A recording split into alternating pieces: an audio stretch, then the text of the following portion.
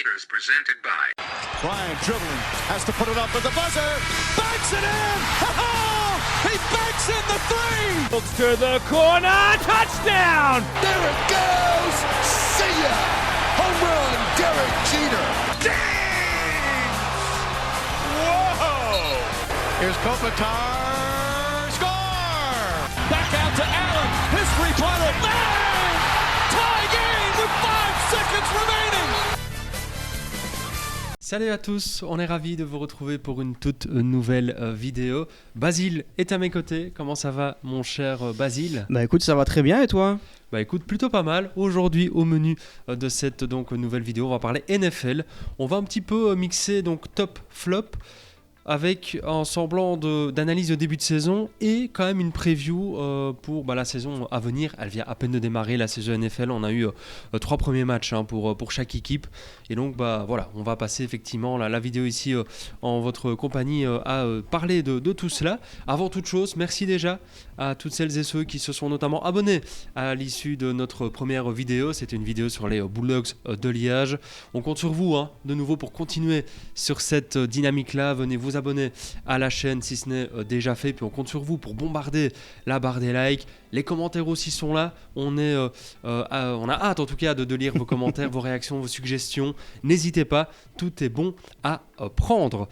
On est parti donc directement avec cette vidéo qui va mêler un petit peu l'analyse du début de saison et la preview bien sûr sur la saison complète en mode top flop. On a chacun choisi une équipe en top et une équipe en flop et je vais te laisser directement commencer avec du coup ton top, l'équipe qui selon toi, sur base de ce que tu vois sur le début de saison, tu te dis ok, elle est quand même partie pour confirmer justement tout au long de cet exercice. Bah écoute, il y a quand même pas mal d'équipes qui se sont bien armées pour la saison à venir. Il y a quand même aussi eu pas mal de transferts qui peuvent forcément orienter un choix ou l'autre et c'est le début de saison, donc forcément on peut avoir beaucoup d'espérance pour encore beaucoup d'équipes.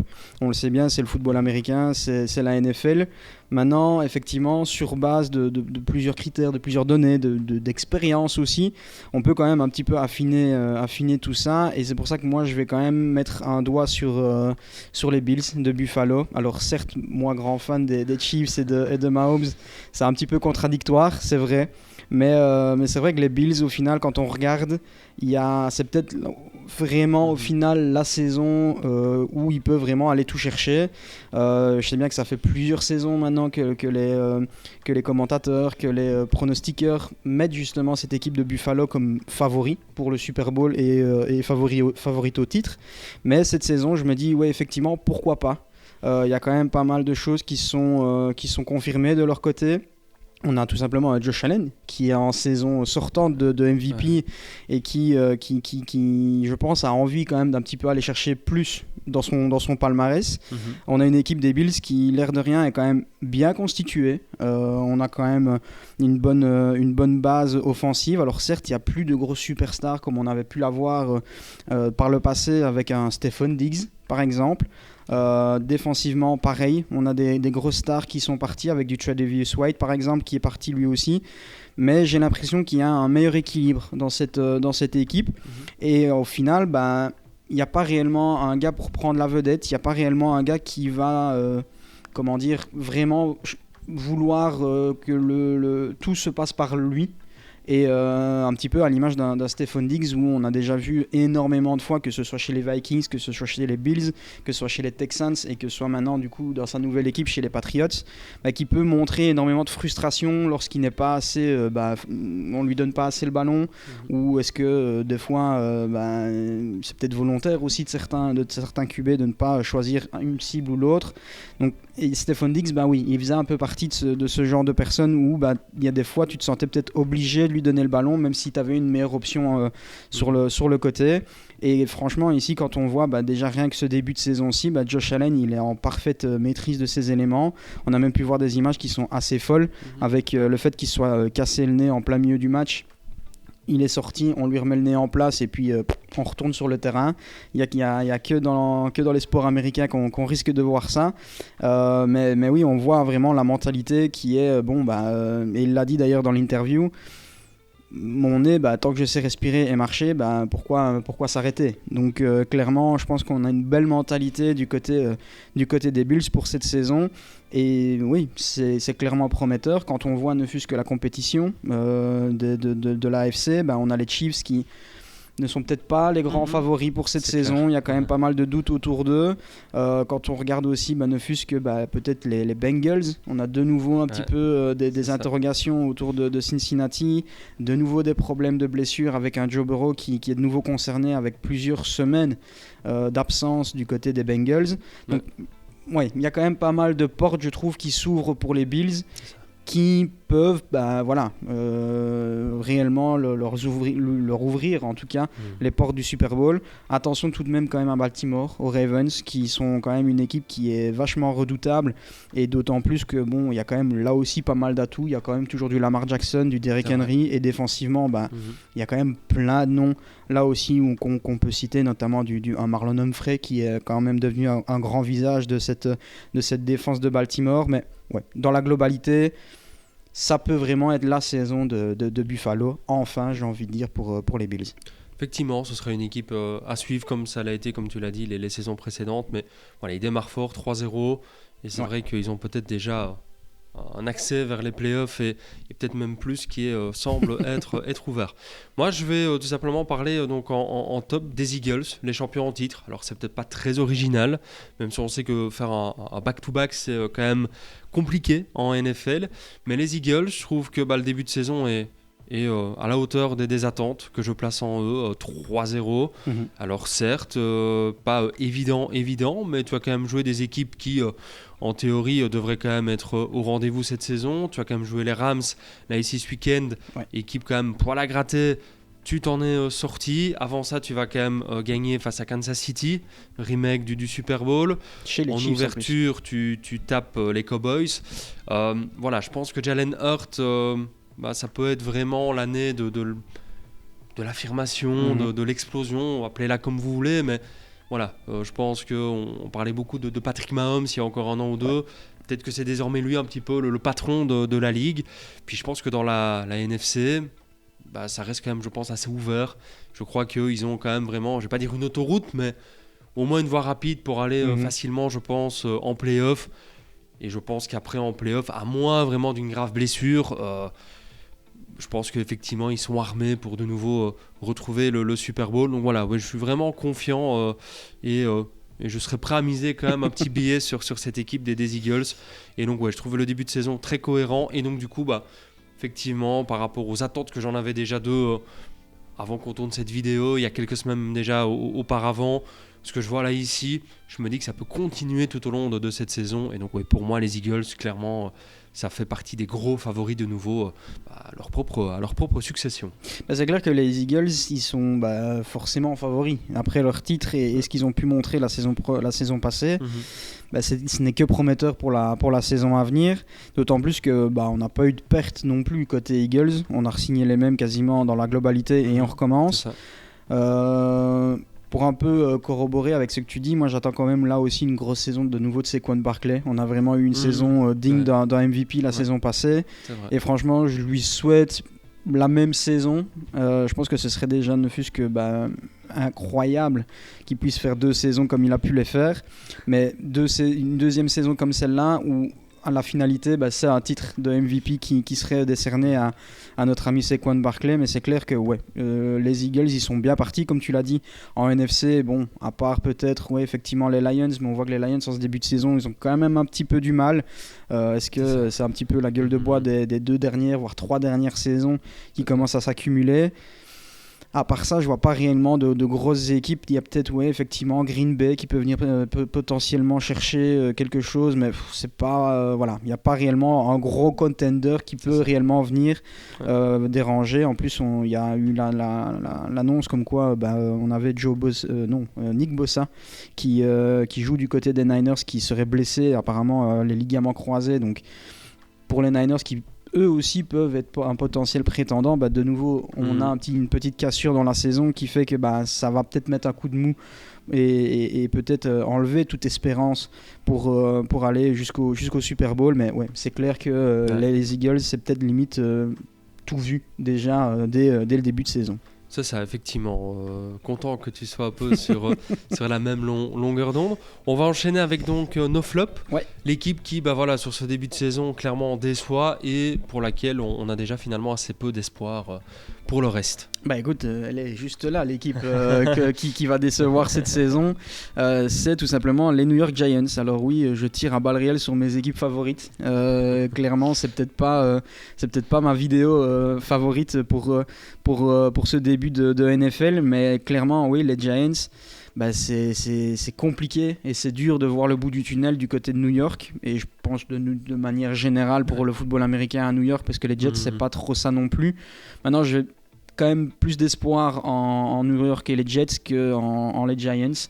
Je trouve que le projet du côté des Jets c'est peut-être un petit peu plus cohérent, il y a peut-être un petit peu plus de chances de réussir, notamment avec un gars comme Justin Fields. Donc on sait qu'il y a du talent, mais c'est vrai qu'il n'a pas toujours pu avoir les bons coachs. Côté Giants, je comprends pas le projet. Clairement c'est hyper compliqué. Tu vas chercher à l'intersaison du Russell Wilson.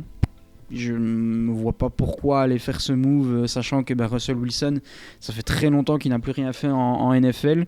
Il avait un petit peu fait ses au revoir quand même du côté des Seahawks de Seattle, parce que son niveau n'était plus vraiment au rendez-vous. Du côté de Denver, des Broncos, on a tout de suite pensé que c'était les Seahawks le problème.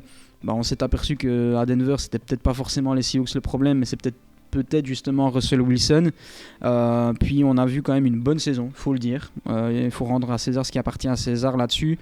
Du côté des Steelers de Pittsburgh, il a fait une bonne saison. Il a réussi à aller atteindre les playoffs, mais une fois arrivé en playoffs, tout de suite on a vu la différence d'écart entre une équipe qui était prétendante et les Steelers. Donc oui, sur le papier, effectivement, Russell Wilson reste sur une bonne saison. Maintenant, je tiens quand même à noter que c'est Mike Tomlin au coaching. C'est pas le même coach qu'il y a du côté des Giants, clairement pas. Du côté des Steelers, tu as aussi une très bonne ligne offensive, qu'il n'y a pas du côté des Giants. Donc on sait que c'est un critère énorme dans le football américain à l'heure actuelle, c'est avoir une bonne ligne offensive, et surtout pour Russell Wilson, parce que on l'a bien vu, Russell Wilson sur la pression, c'est plus comme avant. Il n'arrive plus à la gérer comme il pouvait le faire avant, et donc du coup du côté des Giants, je ne sais pas si c'est le bon choix. En plus de ça, tu as été chercher un Jackson Dart à la draft qui a l'air prometteur. Maintenant, c'était peut-être pas le plus gros nom non plus de la draft, mais bon, c'est la NFL, c'est la draft et c'est les sports américains. On sait bien que des gars qui sont un petit peu anonymes à la draft peuvent très vite exploser. Ouais. C'est clair que son potentiel, il n'a pas l'air non plus dégueulasse. Il y a un petit truc avec ce gars-là. En plus, il a une bonne gueule, il présente bien et c'est clair que ça peut potentiellement être le nouveau visage de cette équipe des Giants.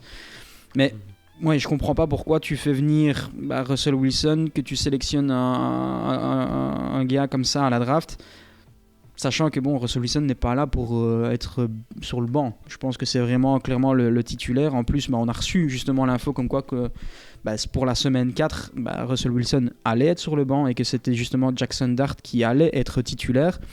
À voir ce que ça va pouvoir mener sur le terrain et ce que ça va pouvoir donner. Mais c'est clair que de nouveau, c'est peut-être pas le meilleur schéma. On l'a vu plusieurs fois, notamment tu parlais de Jalen Hurts. Sa première saison, il n'a pas beaucoup joué. Il était vraiment le backup, en train d'apprendre, d'analyser. Et puis la saison d'après, réellement venir en tant que titulaire et prétendre à quelque chose. Ouais. C'est un schéma qui se répète énormément. On l'a vu aussi avec Patrick Mahomes. Patrick Mahomes, pareil. C'est un gars qui est resté backup de Alex Smith pendant une saison. Il a joué 2-3 matchs en fin de saison parce que c'était des matchs qui n'avaient pas beaucoup d'importance, vraiment juste pour donner du temps de jeu et de l'expérience. Et puis deuxième saison en NFL, là, t'es lancé dans la cour des grands. Vas-y mon grand, t'es titulaire et montre-nous ce que tu sais faire. Ici, côté Giants, on précipite de nouveau un petit peu les choses. Malik Neighbors en tant que receveur, on a vu que c'était pas mauvais. J'irais peut-être pas jusqu'à dire excellent, mais voilà, c'est un bon receveur. Est-ce que c'est ton receveur d'avenir ? Ça reste encore à prouver. Mais c'est clair que les Giants, je comprends pas vraiment l'orientation que ça va. Défensivement, il y a 2-3 noms qui sont intéressants. On voit qu'il y a une petite cohésion qui est en train de se créer. Mais c'est clair que c'est pas une défense qui va aller terminer une attaque comme les Eagles, comme les Bills par exemple. On voit vraiment qu'il y a encore un grand écart à ce niveau-là. Donc ouais, les Giants, pour moi c'est mon flop. Je vois pas réellement un gars qui va pouvoir sortir la tête de l'eau et faire sortir ces Giants d'une division et d'aller chercher ne fût-ce qu'une potentielle place en playoff. C'est vrai qu'effectivement, voilà, à force de creuser à New York, surtout du côté des Giants, peut-être qu'on aura du pétrole, qui sait. Mais c'est vrai qu'en tout cas, le début de saison est chaotique et pas trop d'ambition, pas trop d'optimisme en tout cas chez toi, et ça se comprend. Moi, je veux aussi parler d'une équipe dont le maillot est sur la table. Ce sont les Chiefs qui font un début de saison qui est quand même pas fabuleux, hein, loin de là. Une victoire, 2 défaites, et encore la seule victoire, c'est justement du côté de New York face aux Giants. Je me dis que effectivement, l'équipe, elle est restée très compétitive les saisons précédentes. Elle sort de 3 Super Bowls consécutifs. Ok, t'as pris une rouste face aux Eagles, mais avant ça, tu sortais quand même d'une saison encore relativement solide. Puis t'avais quand même fait un doublé les 2 saisons auparavant. Là, je me dis, est-ce que ce serait quand même pas le début de la fin, le début de la pente descendante? Est-ce qu'il n'y a pas tout doucement une fin de cycle? Andy Reid, je le trouve quand même tout doucement un peu âgé. Est-ce qu'il n'a pas fait son temps? Un peu comme Bill Belichick du temps des Patriots il y a quelques années. Alors, on n'est pas vraiment dans le cas des Patriots où Brady avait déjà quasi 40 ans. Patrick Mahomes c'est beaucoup plus jeune, mais autour de Patrick Mahomes, par contre, je trouve que le supporting cast, il est saison après saison quand même de moins en moins performant. Travis Kelce commence vraiment à se faire vieux. Je pense clairement que, vu qu'il y aura quand même le mariage à mon avis dans un an, je pense que c'est sa dernière pige. Mais on est plus sur un Travis Kelce aussi important et aussi influent que les saisons précédentes. Du côté des running backs, etc., ça se fait un petit peu, je trouve que c'est un petit peu léger autour de Mahomes. Il doit beaucoup faire tout seul. Et c'est compliqué.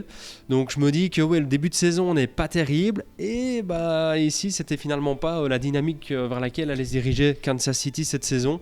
Moi, en tout cas, je suis pas optimiste. Et je me dis que si l'équipe arrache peut-être déjà un bilan équilibré, ce serait déjà pas mal.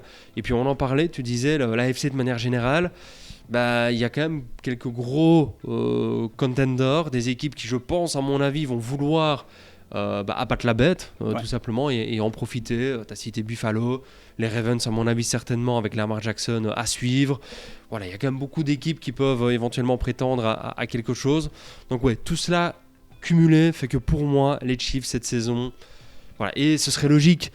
Les Patriots, au bout d'un moment, effectivement, avec Tom Brady, sans Tom Brady, Belichick, plus Belichick, au bout d'un moment, tu arrives à une fin de cycle. Ça arrive à toutes les équipes de connaître ça. Je pense qu'en NBA, cette saison, les Celtics, qui ont été hyper dominants depuis plusieurs saisons, vont connaître un down. Les Warriors, pareil, à mon avis, tout doucement. Curry, qui est presque quarantenaire, vont connaître un down aussi. Tout le monde est passé par là. Je pense que lors des Chiefs, de vivre une période un peu plus creuse, est peut-être arrivé. Maintenant, si ça se fait, d'ici 2-3 saisons, ils seront déjà repartis. Ils vont peut-être me faire mentir aussi, mais je suis clairement pas optimiste. C'est clair qu'on ne peut pas être ultra optimiste de par la prestation qu'on a eue, ne fût-ce que déjà au Super Bowl face aux Eagles. Forcément, les doutes commencent à partir de là pour la saison des Chiefs. Les doutes ont perduré parce que on n'a pas eu non plus de gros moves qui attestent d'une volonté de changement de la part de Kansas City.